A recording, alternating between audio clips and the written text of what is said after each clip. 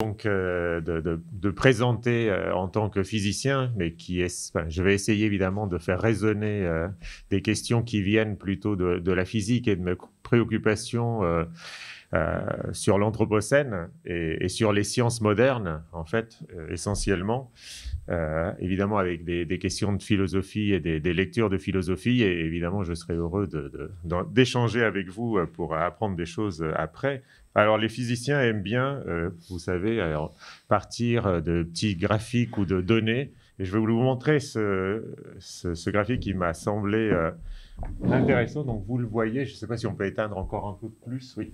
Donc c'est un graphique très simple, là, ça résume ce que vous savez déjà, mais vous avez en ordonnée, c'est la richesse mesurée par le PIB, hein, donc on quantifie, donc disons que c'est quand même un indicateur de la richesse, et en abscisse, la population. Et en fait, c'est pour la Grande-Bretagne, mais la plupart des pays européens ont suivi le même genre de trajectoire, et ce qui est intéressant ici, c'est que chaque point, en fait, va montrer le déroulement historique. Donc, chaque point correspond à une année. Et donc, on va aller en vitesse de 1270 jusqu'à aujourd'hui, grâce à ces données-là. Alors, évidemment, on peut les critiquer, tout ce que vous voulez, mais je pense que c'est quand même intéressant. Donc, regardez un petit peu ce qui se passe.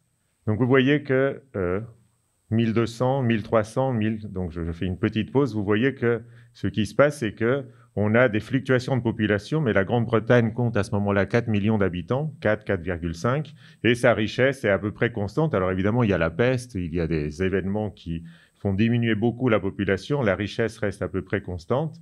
Et vous voyez que, bon, ça ressemble à ce qu'en physique on appelle une sorte de marche aléatoire, c'est-à-dire qu'on reste dans un endroit donné. D'année en année, il y a des fluctuations, mais on reste quand même dans une zone à peu près délimitée, aussi bien en richesse qu'en population. Et puis, vous allez voir qu'en 1540, on commence à avoir un phénomène qui change un petit peu. La richesse augmente, la population augmente beaucoup. Vous voyez, on reprend en 1630 la population qui existait déjà quelques siècles auparavant. Et puis, en 1670, enfin, 18e siècle, vous allez voir, il va se passer quelque chose qu'on connaît, mais là, on le voit vraiment de manière assez frappante. Vous voyez, à partir de 1750, 1770, la population décolle complètement et la richesse également. Et vous voyez qu'on rentre dans une phase totalement différente. D'accord ? Jusqu'au 1600, 1700, on avait des oscillations, on avait des fluctuations, et ça a été le lot commun de tous les pays. Et à partir de 1750, 1800, on a un phénomène tout à fait différent. Et vous voyez qu'on change de monde, d'accord ? Et là, on le voit bien de manière quantifiée, si vous voulez, et c'est ce qu'on résume évidemment en disant que la révolution industrielle a créé un autre monde, et aujourd'hui, on se retrouve, c'est ce que j'ai appelé « Bienvenue dans l'Anthropocène », une des illustrations qu'on peut trouver, alors elle est dans le mauvais sens, mais c'est assez frappant, c'est la figure qui est au-dessus, c'est la masse totale vivante de plantes, d'animaux sur la Terre, d'accord, aujourd'hui, en masse. Et vous voyez en bas, ici, vous avez la masse créée par l'homme. Donc le béton, l'asphalte, les briques, etc. La masse des humains, elle est là, hein. Vous voyez, on la voit à peine. Ça, c'est la masse des humains. Ça, c'est la masse du vivant, en vert. Et ça, c'est la masse qu'a créée l'homme suite à la révolution industrielle. D'accord ? Donc ça, c'est pour essayer de mettre un petit peu de ressenti, de concret dans cette idée qu'on est entré dans l'Anthropocène. Et donc, si on est rentré dans l'Anthropocène, l'hypothèse ici, ça sera que ce qui s'est passé, on reprenait une image de Jean-Marc Lévy-Leblanc qui parle des sphères de Magdebourg, vous voyez, entre lesquelles on fait le vide. Et en fait, la science et la technique se sont complètement collées l'une à l'autre, et ça a créé ce qu'on appelle engine science, donc un terme anglais relativement récent qui est difficile à traduire d'ailleurs, donc une sorte de technoscience, on va dire. Et mon idée, c'est cet assemblage-là tellement cohérent qui a fait ce décollage que vous avez vu tout à l'heure, qui nous a menés aujourd'hui. Et l'idée, c'est qu'est-ce qu'on peut chercher pour introduire un peu de jeu, à essayer de faire décoïncider ces deux sphères qui sont complètement collées l'une à l'autre et qui nous ont emmenés jusqu'ici, avec évidemment tous les bons côtés qu'il s'agit d'essayer de garder, tout en essayant d'introduire du jeu pour que cette accélération ne continue pas et nous mène dans le mur que vous connaissez au niveau écologique. Donc le jeu, donc c'est très exploratoire, hein. Donc il faut décoïncider des sciences modernes, mais sans jeter évidemment le bébé avec l'eau du bain. Il faut introduire un peu de jeu et je vais essayer de proposer 2 pistes pour introduire du jeu là-dedans. Un tiré de l'invention de l'idéal de François Julien, et un autre qui est plus classique, tiré, disons, de la mise en démocratie des sciences, qui est proposée notamment par Bruno Latour. Et j'avais une citation de Joël Mokyr, donc, qui est un économiste bien connu, qui a écrit un livre en 2017 qui s'appelle « La culture de la croissance », donc les origines de l'économie moderne. Et il disait, dans l'introduction, je crois, il dit « L'Occident n'a aucun intérêt à copier les fondements philosophiques et institutionnels du savoir utile chinois, par exemple, puisqu'il se penche sur cette question lancinante qui est pourquoi la Chine, qui était technologiquement bien plus avancée, enfin, en tout cas au même niveau que l'Europe, n'a pas connu cette révolution industrielle. Et il dit, voilà, aujourd'hui, l'Occident n'a aucun intérêt à copier les fondements philosophiques et institutionnels du savoir utile chinois. Son baconisme agressif, qui consiste à étudier la nature et à faire des recherches pour mettre en évidence les régularités naturelles exploitables et modifier le monde physique afin d'améliorer le bien-être matériel, est resté triomphant jusqu'à présent. » Et je pense qu'on a vécu dans ce mode moderniste totalement cohérent et une sorte de pensée unique avec beaucoup de justifications. Et aujourd'hui, cette sorte de modernité décomplexée, à mon avis, est finie quelque part, et en tout cas ici en Europe. Et donc, il s'agit de voir comment on peut essayer d'introduire ces fissures dans ce lien fort donc, entre l'Anthropocène, la révolution industrielle et les sciences modernes. Évidemment, les sciences modernes ne sont pas le seul ingrédient.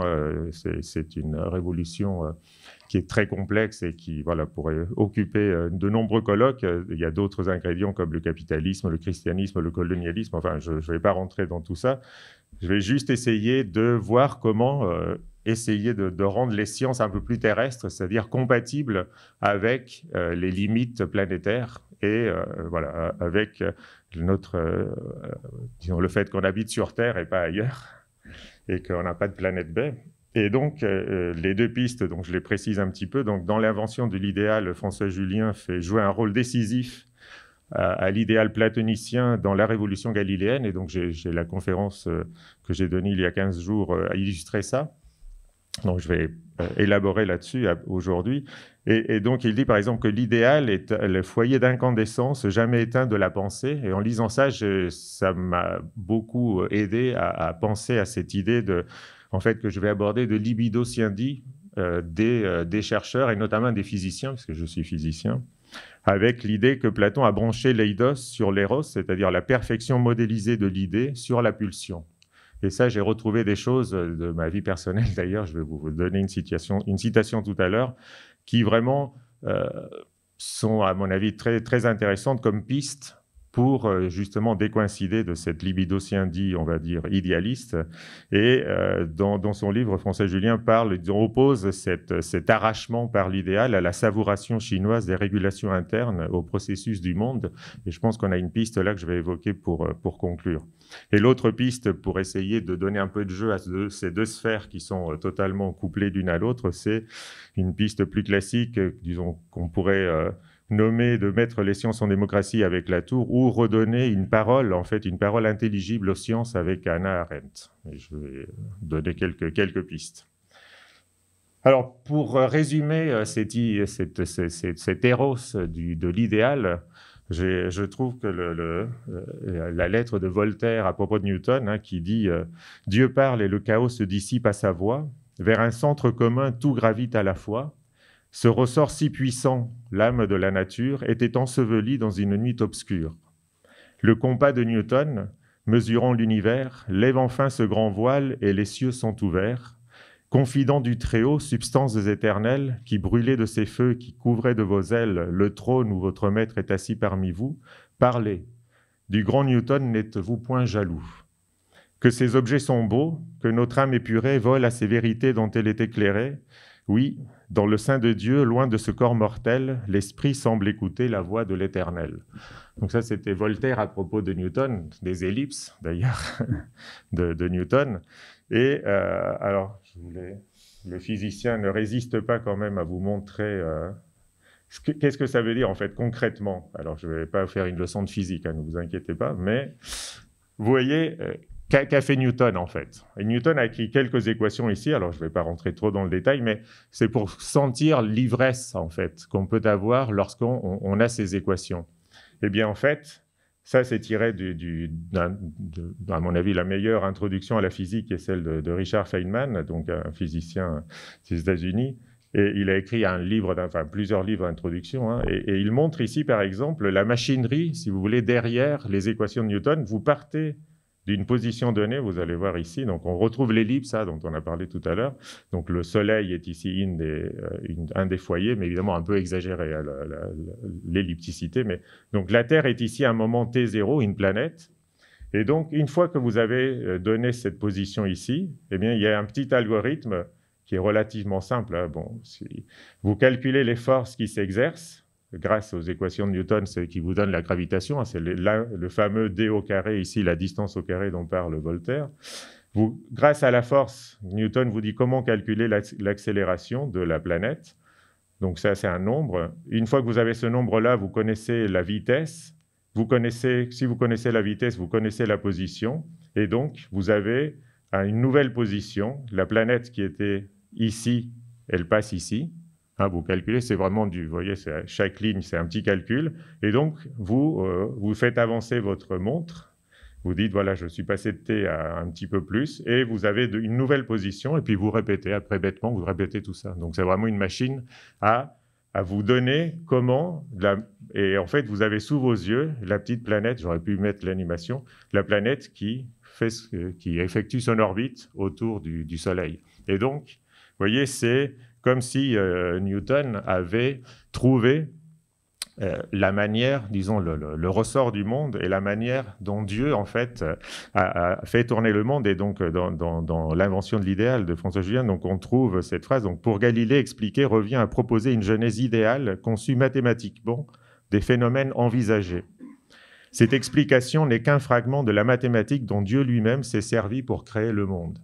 Et donc, vous voyez l'ivresse de se dire, eh bien voilà, j'ai trouvé quels sont les ingrédients que Dieu a mis pour créer le monde. Et donc, je suis à la place de Dieu, pratiquement. Je suis à la place de Dieu et je vois comment mes règles font tourner l'horloge du monde. Alors, évidemment, on pourra dire que ce Dieu mathématicien va ressembler de plus en plus à une force naturelle qu'à un Dieu qui accompagne les gens dans leur vie. Ouais, donc ça, il va devenir une abstraction lointaine et une sorte d'hypothèse qu'on n'a plus besoin d'ajouter au calcul, hein, comme dira Laplace à Napoléon. Non, il n'empêche que, disons, cette fascination pour les lois mathématiques et la physique est bien résumée, je trouve, par une phrase que j'avais trouvée admirable à l'époque, et je vais y revenir de Russell, quand j'étais jeune et disons, ce qui m'a fait devenir physicien.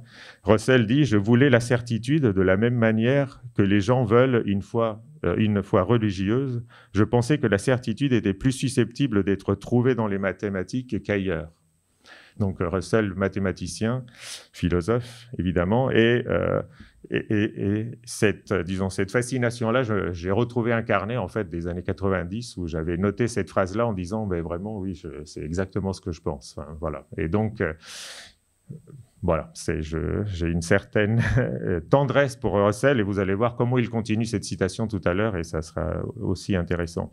En tout cas, pour résumer, vous voyez, ce que fait Newton, c'est remplacer ces observations par des lois, mais il faut faire attention dans sa proposition 13, en fait, à Newton, si vous lisez son livre, ce que aucun physicien ne fait d'ailleurs aujourd'hui, mais vous verrez que ce qu'il fait, c'est relier la loi du carré inverse, c'est-à-dire la force comme allant en inverse du carré, et l'ellipticité des mouvements. Il relie ces deux choses, mais est-ce que pour autant c'est une explication ?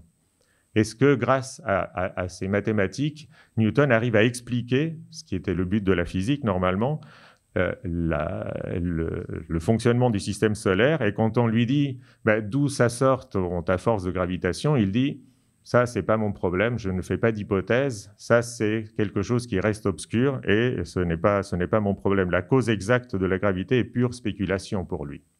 D'accord? Parce que les gens lui disent, c'est bien, mais comment est-ce qu'une Terre qui est à 150 millions de kilomètres du Soleil peut sentir l'effet du Soleil. Et jusque-là, en fait, ce que les physiciens essayaient de faire, c'était de trouver des causes mécaniques, de trouver des choses intuitives sur lesquelles on puisse avoir une prise un petit peu rationnelle ou en tout cas intuitive. Et les gens lui disaient, Newton introduit des causes occultes, des choses qu'on ne comprend pas. Et Newton a l'air de se satisfaire de ça. Et d'ailleurs, on le critique beaucoup à Castel, en France notamment. On dit qu'une démonstration mathématique n'est pas une démonstration physique qui doit être intuitive et exprimable par des mots, comme les propositions que suggère Descartes avec ses tourbillons, qui, bon, ne marchent pas très bien, mais au moins on le mérite d'être un peu intuitif. Et en fait, ce que fait Newton, c'est proposer une autre définition de ce que c'est qu'une explication, avec des gagnants, c'est-à-dire que, évidemment, c'est beaucoup plus précis et vous pouvez connecter, grâce à ces mathématiques, la pomme qui tombe sur Terre et la Lune qui tombe dans le ciel. Et donc, vous gagnez beaucoup en étendue de phénomènes et de contrôle de phénomènes, mais vous perdez aussi, notamment, tous les amateurs qui étaient férus, disons, de cosmologie ou de physique cartésienne, etc., qui, là, avec les mathématiques, vont être complètement coupés de tout ce savoir-là, parce qu'en fait, il faut une sophistication mathématique énorme pour pouvoir vraiment participer de ce savoir. Et évidemment, vous savez que ça n'a fait que s'aggraver depuis. Hein. Aujourd'hui, la mécanique quantique, la relativité générale font que cela devient encore plus difficile qu'à l'époque. Et donc, c'est pourquoi Hannah Arendt dit que les scientifiques, à partir de là, vont évoluer dans un monde où la parole a perdu son pouvoir. En fait, ce qui va gagner le pouvoir, c'est les mathématiques. D'accord? Et les mathématiques, c'est cette forme, en fait, où, disons, ce langage où la syntaxe dévore la sémantique, comme dit Granger. C'est-à-dire, c'est vraiment l'articulation et la combinaison qui dévorent le sens. Et c'est leur puissance, en fait. Hein. Donc, on ne peut pas la critiquer complètement pour ça, évidemment. En tout cas, à ce moment-là, comme dit John Dewey, la nature telle qu'elle existe à tout moment devient un défi plutôt qu'une œuvre achevée. Elle propose des points de départ possibles et des opportunités plutôt que des buts finaux. Et on passe du connaître comme jouissance esthétique de la nature envisagée comme une œuvre d'art, de l'art divin, au connaître comme instrument d'un contrôle séculier. Et donc, il y a une sorte de détachement, si vous voulez. Donc, on n'a plus besoin d'avoir une cosmologie un peu cohérente qui dise ce que c'est que le monde et comment il est constitué. On accepte, quelque part, sans comprendre les ressorts du monde, puisqu'ils deviennent mathématiques et ils ne sont plus intuitifs. Alors, il faudrait passer plus de temps que ce que je n'ai ici vraiment pour montrer comment, en fait, cette idée mathématique et d'idéal qui en fait va très bien marcher sur le système solaire, comme l'a montré Newton. Et je l'ai expliqué la dernière fois, comment Galilée a réussi à le rendre pertinent aussi pour certains types de mouvements, c'est-à-dire la chute des corps sur un plan incliné ou le pendule. Donc il faudrait prendre un peu plus de temps pour montrer en quoi cet idéal va devenir fructueux pour créer cette cohérence dont je vous ai parlé et qui nous a propulsés, comme on le voit dans la petite animation que je vous ai montrée.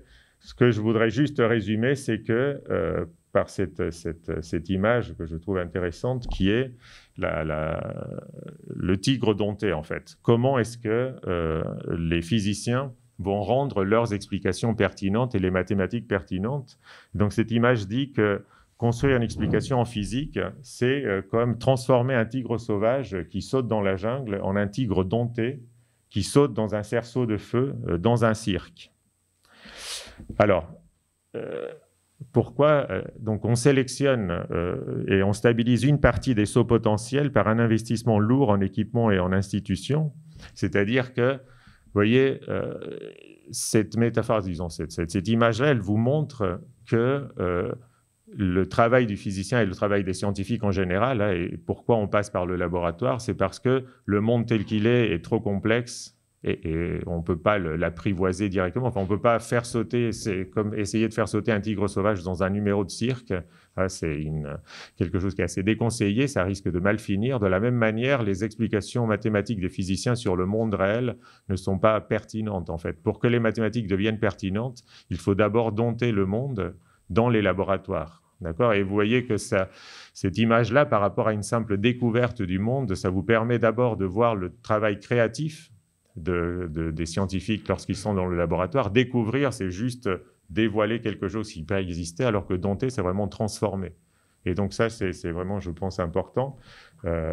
Et ça vous montre aussi, ça met en exergue aussi la responsabilité des chercheurs. C'est-à-dire que découvrir, vous découvrez quelque chose qui préexistait, donc vous n'avez aucune responsabilité. Vous n'avez fait que découvrir quelque chose qui de toute façon préexistait. Dompter, vous pouvez dompter les animaux dans différentes directions. D'accord? Et donc c'est quelque chose d'assez différent. Et puis surtout, ça vous rappelle que eh bien, le tigre, même si un jour il était dompté, peut-être qu'un autre jour il ne le sera plus et qu'il rêve toujours de revenir sauter dans la jungle. Et tous les expérimentateurs savent que c'est un risque que l'on prend, voilà, que l'on court. Et peut-être aussi pour être, disons, pour vous donner quelques idées et intuitions, je trouve ça admirable dans un livre de Michel Serres. Donc, il montre comment, en fait, en prenant deux tableaux, donc un de Vermeer à l'âge classique, vous voyez 1660. Alors, on ne le voit pas très bien, il faut vraiment l'analyser. Donc, Michel Serres le fait admirablement. Donc, la dame ici a une balance, si vous arrivez à la voir. Et donc, ça, c'est l'exemple, voilà, la géométrisation simple. Ce sont des éléments simples. Vous voyez, la balance, c'est vraiment l'outil géométrique par excellence. Alors, donc, vous voyez, c'est un monde que vous pouvez géométriser de manière relativement simple. C'est un des premiers instruments, des premières machines au sens très simple qui a été utilisé et géométrisé. Alors, avec beaucoup de métaphores, vous voyez ici, au fond, ici, vous avez de manière très, très construite une métaphore religieuse, hein, mais je ne m'étends pas là-dessus. Et en fait, Serres oppose ça à un tableau de Turner en 1844, où là, on est déjà en pleine révolution industrielle, évidemment. Et Turner représente ici une locomotive. Alors, je vais grandir ici. Donc, c'est une locomotive en 1840 qui avait le record de vitesse à 80 km/h en moyenne et qui passe sur un pont qui, pareil, est une prouesse technologique à l'époque. Avec on maîtrise le fer, et il dit, voilà, cette locomotive porte en soi un incendie et le maîtrise et l'enveloppe, et il en tire sa force. L'homme a construit une chose nature, et le peintre donne à voir les entrailles de cette chose. Le ciel, la mer, la terre et le tonnerre sont à l'intérieur d'une chaudière, et celle-ci cuit la matière du monde. Il y a vraiment quelque chose de ce couplage technosciences avec l'idéal et avec cette idée de laboratoire qui va permettre de cuire la matière du monde et de nous amener là où nous sommes aujourd'hui. Notamment aussi, évidemment, on peut prendre d'autres exemples qui étaient imprévus à l'époque, évidemment. Fukushima, ce qui est intéressant, c'est ce que dit le directeur de la centrale, parce que vous êtes arrivé dans une situation extrême, c'est-à-dire les procédures et les manuels de gestion de crise deviennent inutiles. Aucune procédure ne prévoit ce qui se passe, les autorités politiques ne savent pas quoi faire et le directeur de la centrale est coupé du monde. Et il dit « La centrale s'est libérée des hommes. Il ne s'agit plus ici de l'exploiter, de la contrôler, de la maintenir, mais bien de la combattre. Et c'est un combat à mort, en fait. » Donc le tigre, si vous voulez, est vraiment redevenu sauvage. Et ici, on ne sait plus du tout comment faire pour le maîtriser. Et c'est le philosophe Günther Anders donc, qui parle de la bombe atomique, mais on pourrait parler d'autres objets de l'Anthropocène comme d'un objet supraliminaire dont les effets sont trop grands pour être pensés. Bien, donc, voilà, ça finit de présenter cette idée d'Anthropocène. Et donc, comment est-ce qu'on décoïncide maintenant? Donc, j'ai peut-être, 5 minutes, quelques-unes, ou 10 minutes pour montrer comment décoïncider. 8 minutes. Donner quelques pistes, hein, évidemment, personne ne sait comment décoïncider tout en gardant ce qu'on tient, c'est-à-dire qu'est-ce qu'on veut hériter des modernes, qu'est-ce qu'on veut hériter de cette histoire-là et d'où on veut essayer d'introduire des fissures pour essayer de rendre l'aventure et de continuer tout court l'aventure, en fait. Et donc, je vous ai parlé de 2 pistes. C'est aider les sciences à renouer avec la parole ou forcer les sciences à renouer avec la parole, je ne sais pas comment il faut le dire, et donc ralentir cette machine, si vous voulez, qui s'est créée. Et puis, je vais finir par cette idée de libido sciendi terrestre, parce que si je finis la citation de Russell que je vous ai donnée tout à l'heure, donc Russell disait qu'il voulait la certitude grâce aux mathématiques, avec une certitude religieuse. Et il conclut cette phrase en disant « Je n'avais que mépris pour la rampante vision microscopique de ces philosophes dont toute l'attention se confine à notre mesquine planète et les rampantes animalcules qui traînent à sa surface. » Vous voyez, et bon, je me rappelle avoir marqué ça avec une grande approbation à l'époque. Hein, vous voyez, bon, on a le droit de changer aussi, mais vous voyez que cette libido scientifique très idéaliste et très modélisatrice, comment est-ce qu'on peut la rendre un peu plus proche de la rendre terrestre? C'est pas à gagner. Alors, je commence par la première partie qui est essayer de décoincer un petit peu, de faire décoïncider science et technique. Alors évidemment, c'est un très très vaste sujet, donc je vais juste vous donner quelques indications. Donc la première ici, j'avais montré ça sur Galilée, c'est-à-dire que Galilée, ce qu'il arrive à faire, c'est à rendre les mathématiques pertinentes pour le monde réel, c'est-à-dire à faire descendre l'idéal sur Terre, si vous voulez. Hein. Je crois que c'est Bergson qui disait que la physique est fille de l'astronomie, elle est descendue sur Terre le long du plan incliné de Galilée, en fait. Parce que vraiment, c'est là que ça a commencé à se jouer. Et donc, ce que fait Galilée, c'est inventer le laboratoire, un proto-laboratoire, si vous voulez, qui est le plan incliné, parce qu'il y a beaucoup de mouvements dans le monde, hein, et il va idéaliser ces mouvements-là, donc, mais dans un laboratoire, donc c'est des boules qui vont rouler le long d'un plan incliné, et à ce moment-là, les mathématiques vont devenir pertinentes. C'est ce que Galilée va dire, c'est une explication. Mais Galilée dit, évidemment, ce qui est intéressant, ce n'est pas juste d'expliquer les boules qui roulent, c'est pas ça, avec ça qu'il va, on va dire, trouver des mécènes. Il va dire, grâce à ça, je vais pouvoir revenir dans le monde réel et, par exemple, calculer les trajectoires des boulets de canon. D'accord ? Sauf que, évidemment, l'idéalisation ici que vous faites, où Galilée va oublier la friction parce qu'il ne sait pas comment la mathématiser, on ne peut pas la retrouver par miracle dans les applications. Et un boulet de canon, il faut savoir, il perd à peu près 90% de son énergie par friction dans l'air, en fait. Vous voyez, ça s'échauffe, c'est 90% de l'énergie que lui confère le canon est perdue par friction. Et donc, si vous négligez quelque chose qui fait le 9/10 d'un phénomène, vous allez avoir du mal à avoir un savoir pertinent. Et donc, le savoir de Galilée est pertinent pour les boules qui descendent lentement, enfin, gentiment d'un plan incliné, mais pas du tout pour les boulets de canon. Et son traité d'artillerie ne servira à rien. Mais n'empêche que l'innovation essentielle de Galilée, c'est ça. Et aujourd'hui, on pourrait reproduire le même schéma, si vous voulez, avec le monde. Et qu'est-ce que c'est que l'innovation technoscientifique ? Eh bien, vous partez du monde, vous purifiez le phénomène selon ce qui vous arrange pour contrôler le phénomène et le maîtriser dans un laboratoire.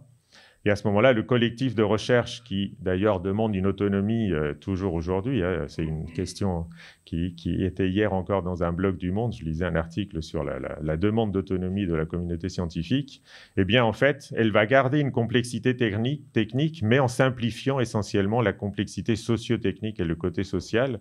Et pourtant, en fait, ça concerne évidemment le public, mais on va dire que le public garde les valeurs alors que les scientifiques s'occupent des faits. Et par des coupures de ce style-là, on va arriver à cette grande accélération, si vous voulez. Et donc, vous voyez que le laboratoire et disons, les scientifiques, le collectif de recherche, va changer le monde, hein, comme on l'a vu. On va passer d'un monde commun 1 à un monde commun 2 qui va ressembler un peu plus à un laboratoire grâce ou à cause de ce passage-là par le laboratoire. Et toute la question de la démocratisation des sciences, et ce que propose Bruno Latour ou Stengers ou d'autres auteurs, il y en a beaucoup, ou Michel Calon, c'est d'essayer de montrer que ces technosciences qui sont des machines à changer la vie des citoyens pour le bien évidemment, mais sans impliquer vraiment les citoyens. Et donc en gros, au lieu d'avoir cette coupure fait-valeur, eh bien en fait, par exemple, Bruno Latour dans Politique de la nature, qui est un livre vraiment fondamental, je pense, propose de repenser cette coupure fait-valeur et de remplacer ça par 4 étapes pour, en gros, interpénétrer, si vous voulez, le public et le collectif de recherche, qui seraient des étapes de perplexité, consultation, hiérarchie et institution. On pourra en discuter, c'est un exposé à lui tout seul. Et donc, le but, c'est de ralentir cette machine technoscientifique, dont vous avez vu l'accélération, pour donner le pouvoir d'objecter à ceux qui sont concernés, notamment le public, et donc recréer la fiabilité qui implique aussi tous ceux que les conséquences d'une innovation peuvent concerner, et qui sont porteurs de préoccupations que le mode d'abstraction et de purification des scientifiques ignore en fait. Voilà, et donc il faut créer un amatorat distribué, des gens qui soient capables d'avoir une culture scientifique suffisante pour vraiment faire un continuum, si vous voulez, et pas cette coupure qu'on voit ici. Évidemment, c'est aujourd'hui un acte de foi un peu à la William James, c'est-à-dire qui essaye de rendre possible ce qui n'a pas l'air de devoir l'être vraiment.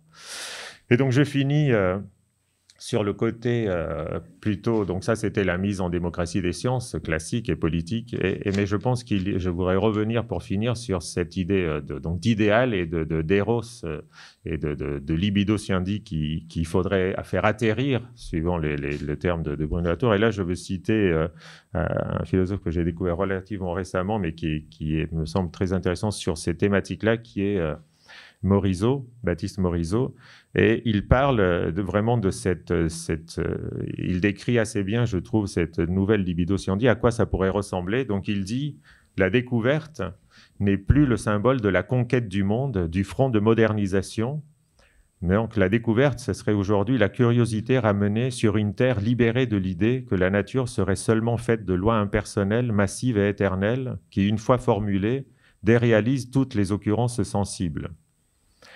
Et il faut sentir que le monde qu'on croyait arpenté, cadastré, documenté, élucidé en tout point, est redevenu de part en part inexploré. Mais l'inexploré aujourd'hui, ce ne sont plus les terres lointaines, les désertes, ce sont les tissages des vivants entre eux et avec nous, sous nos pieds, dans leur dimension éthologique, écologique et évolutionnaire, historique, sociale et politique. L'inexploré, ce sont les relations. Et il donne l'exemple, évidemment, des certaines sciences qui ont cet appétit du terrain, si vous voulez, cette savouration, hein, comme vous disiez, chinoise, on va dire, de l'état du monde, donc l'agroécologie ou la permaculture. Et il dit, par exemple, on ne sait plus comment interagir avec les sols, puisque l'agriculture technoscientifique les affaiblit et les détruit. La microfaune des sols, les abeilles pollinisatrices réclament qu'on les traite autrement, qu'on établisse avec ces êtres des relations soutenables. Car ce sont bien eux qui font le monde, colamboles des sols qui permettent la levée des sociétés végétales, pollinisateurs qui font revenir à chaque printemps toutes les plantes à fleurs, forêts qui génèrent l'atmosphère respirable.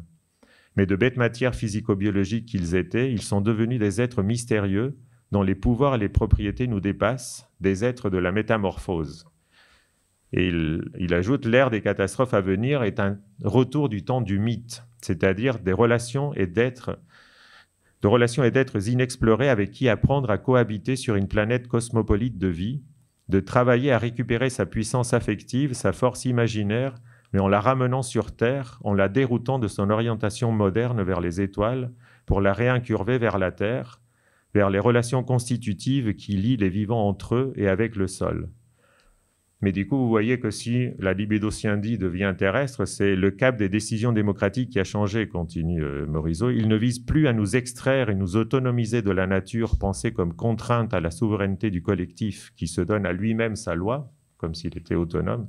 Il vise à nous tisser mieux dans nos milieux donateurs, dans ces interdépendances qui rendent la vie individuelle, collective et autre qu'humaine plus vivable. Et donc voilà les deux pistes, donc cette dernière qui pour moi évoque cette savouration, dont il faudrait discuter évidemment, mais voilà, qui nous reconnecte et qui rende cette libido scienti plus terrestre, et qui me semble quelque chose, qu'on explore au sein de ce qu'on a lancé à Lyon qui s'appelle la Fabrique des questions simples. Un des projets est le projet Sensibilité, qui est de dire, voilà, on a couper cette connexion avec le vivant aussi bien à l'extérieur qu'avec nous. Et donc, on essaye d'explorer, grâce à des outils de sciences cognitives, par exemple, cette nouvelle frontière, si vous voulez, et cette nouvelle sensibilité vis-à-vis du vivant qui me semble importante pour casser la dynamique sans, pour décoïncider, sans rupture et sans tout jeter, parce que ça pourrait être bien pire si on jetait tout. En fait. Voilà, merci.